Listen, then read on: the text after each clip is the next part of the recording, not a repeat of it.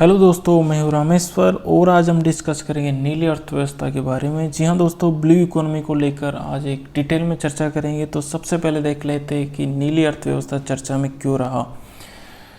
जैसा कि हम सभी को पता है कि पूरा विश्व कोरोना महामारी से जूझ रहा है, जिसके कारण कई समस्याएं उत्पन्न हुई है, जिसमें से एक समस्या रोजगार और आजीविका को देखा जा सकता है। जी हाँ दोस्तों, कोरोना प्रबंधन के लिए कई देशों ने लॉकडाउन जैसे उपायों का इस्तेमाल किया, जिसके कारण कई आर्थिक गतिविधियां थम गई या रुक गई, जिसके कारण कई लोगों के रोजगार और आजीविका छिन चुकी थी।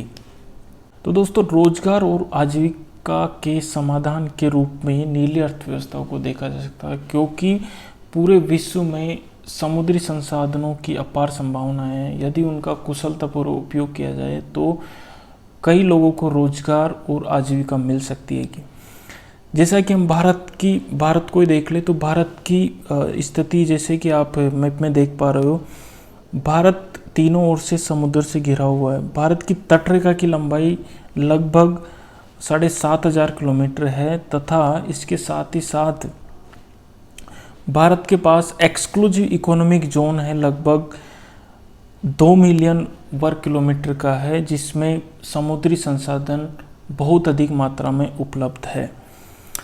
जी हाँ दोस्तों, भारत के पास विशाल समुद्री संसाधन है। यदि इसका एक कुशलतापूर्वक उपयोग किया जाए तो भारत बेरोजगारी, खाद्य सुरक्षा तथा गरीबी से निपटने में एक बहुत अधिक सफलता प्राप्त कर सकता है। दोस्तों, जैसा कि एक्सक्लूसिव इकोनॉमिक जोन के बारे में हम चर्चा कर रहे थे, एक्सक्लूसिव इकोनॉमिक जोन जो है, जैसा कि आप मैप में देख पा रहे हो, भारत की तटरेखा से समुद्र की ओर देखें अपन तो ये 200 नॉटिकल मील तक का जो एरिया है वो एक्सक्लूसिव इकोनॉमिक जोन कहलाता है, कि जो भारत के पास लगभग 2 मिलियन वर्ग किलोमीटर है। तो दोस्तों, एक्सक्लूसिव इकोनॉमिक जोन के बारे में हम डिटेल में जान लेते हैं। दोस्तों, किसी भी तटीय देश की तटरेखा से समुद्र की तरफ 200 नॉटिकल मील तक का एरिया जो होता है वो एक्सक्लूसिव इकोनॉमिक जोन होता है। और इस क्षेत्र में तटीय देशों को उस क्षेत्र में उपलब्ध प्राकृतिक संसाधन की खोज, उसके दोहन तथा प्रबंधन का संप्रभु अधिकार प्राप्त होता है। तो दोस्तों, 1 नॉटिकल मील जो बराबर होता है वो 1.852 किलोमीटर के बराबर होता है। इस तरह से देखा जा सकता है कि भारत के पास एक्सक्लूसिव इकोनॉमिक जोन है वो लगभग 2 मिलियन वर्ग किलोमीटर है। इस तरह से भारत के पास एक पर्याप्त मात्रा में समुद्री संसाधन उपलब्ध है। दोस्तों, अब हम देखते हैं कि नीली अर्थव्यवस्था है क्या, वास्तव में इसे किस प्रकार से परिभाषित किया जा सकता है। तो नीली अर्थव्यवस्थाओं को अन्य नामों से भी जाना जाता है, जैसे मरीन अर्थव्यवस्था, तटीय अर्थव्यवस्था या महासागरीय अर्थव्यवस्था के नामों से भी जाना जाता है। दोस्तों, विश्व बैंक इसे किस रूप में परिभाषित करता है ये भी देख लेते हैं। विश्व बैंक के अनुसार जो समुद्री संसाधन है उसका उपयोग यदि पारिस्थितिकी तंत्र के, जो समुद्री पारिस्थितिकी तंत्र है उसके स्वास्थ्य को ध्यान में रखते हुए यदि उसका उपयोग जो रोजगार और आर्थिक गतिविधियों में किया जाता है तो यह नीली अर्थव्यवस्था के अंतर्गत आता है। तो दोस्तों, विश्व बैंक भी ये कहता है कि किसी भी जो संसाधन उसका अति दोहन हो, उचित दोहन हो।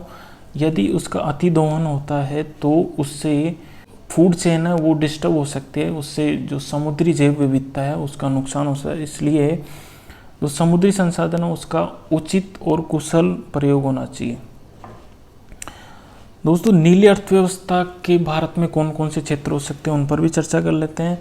जैसा कि आप स्क्रीन पर देख पा रहे हो, कृषि, जैसे मत्स्य कृषि, जलीय कृषि, जैव प्रौद्योगिकी क्षेत्र में भी इसका उपयोग किया जा रहा है, समुद्री संसाधनों का। नवीनीकरणीय ऊर्जा के उत्पादन में भी इसका उपयोग किया जा सकता है, समुद्री मार्गों में भी इसका उपयोग किया जाता है, पर्यटन के क्षेत्र में, तथा जो कार्बन उत्सर्जन है उसको कम करने में, कार्बन के अवशोषण में भी इसका उपयोग किया जा सकता है। तो दोस्तों, एक एक करके सभी क्षेत्रों पर चर्चा कर लेते हैं। सबसे पहले मत्स्य कृषि। दोस्तों, मत्स्य कृषि को मत्स्य पालन के रूप में भी देखा जा सकता है। तो भारत का जो तटीय क्षेत्र है वो लगभग 8,000 किलोमीटर लंबा है। इस इस तरह से देख सकते हैं भारत में मछली पालन की अपार संभावना है। तो इस रूप में देखें तो भारत में लगभग 1.5 मिलियन लोग इस क्षेत्र से रोजगार प्राप्त करते हैं और कृषि क्षेत्र में मछली उत्पादन का लगभग 6% योगदान होता है। और इसके अलावा जो तटीय क्षेत्र है भारत के, वहाँ पे मुख्य रूप से भोजन व पोषण के रूप में भी इसका उपयोग किया जाता है। इसलिए मत्स्य कृषि या मछली पालन का क्षेत्र भारत में काफ़ी गति से वृद्धि कर। तो दोस्तों अगला क्षेत्र नवीनीकरणीय ऊर्जा उत्पादन में जो ब्लू इकोनॉमी है या समुद्री संसाधनों का कितना महत्व है। जैसा कि वर्तमान में पूरा विश्व ग्लोबल वार्मिंग या फिर जलवायु परिवर्तन जैसी समस्याओं से जूझ रहा है, तो इस समय बहुत ही महत्वपूर्ण हो जाता है कि ज़्यादा से ज़्यादा नवीनीकरणीय ऊर्जा स्रोतों का उपयोग किया जाए, क्योंकि परंपरागत ऊर्जा स्रोत जैसे थर्मल पावर प्लांट हो गए, उसमें कार्बन के उत्सर्जन बहुत ज़्यादा होता है, जिससे ग्लोबल वार्मिंग जैसी समस्या उत्पन्न होती है। अतः समुद्री संसाधनों के द्वारा हम ज्वारीय ऊर्जा, थर्मल ऊर्जा तथा अपतटीय पवन ऊर्जा का उत्पादन किया जा सकता है। इसलिए इस समुद्री संसाधनों से जो नवीनीकरणीय ऊर्जा का उत्पादन पर ज़्यादा से ज़्यादा बल दिया जाना चाहिए। दोस्तों अगला क्षेत्र है समुद्री परिवहन में समुद्री संसाधनों का कितना उपयोग है। तो दोस्तों जैसा कि आप देख पा रहे हो स्क्रीन पर, लगभग 80% जो वैश्विक व्यापार है वो समुद्री मार्गों के द्वारा ही संपन्न होता है।